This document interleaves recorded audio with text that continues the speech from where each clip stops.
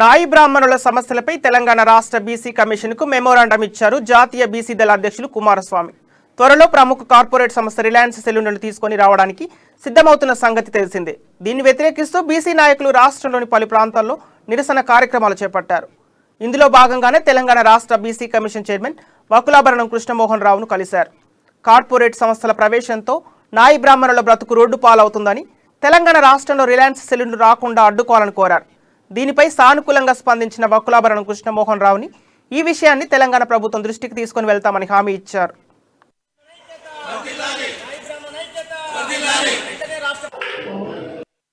BC దళ అధ్యక్షుడు దుండ్ర కుమారస్వామిని మాట్లాడుతున్నాను. ఈరోజు నాయి బ్రాహ్మణుల సమస్యలపైన తెలంగాణ రాష్ట్ర బీసీ కమిషన్ గారికి అర్జీ ఇవ్వడం జరిగింది. ఈరోజు నాయి బ్రాహ్మణుల ప్రవృత్తిలోకి కొన్ని కార్పొరేట్ కంపెనీ రిలయన్స్ లాంటివి రావడం వల్ల కొంత ఇబ్బందికరంగా, దానికి వ్యతిరేకంగా దాన్ని ఖండిస్తూ మేము పలు నిరసన కార్యక్రమాలు మరియు పాదయాత్ర 3000 మందితో పాదయాత్ర కూడా చేయడం జరిగింది.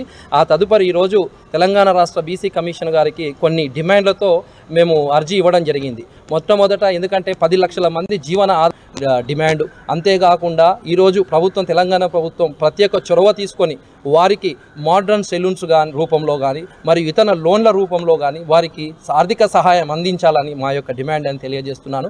ఈరోజు గౌరవ చైర్మన్ గారు మరియు బీసీ కమిషన్ గారు కూడా సానుకూలంగా స్పందించారు. మా యొక్క అర్జీని చూశారు.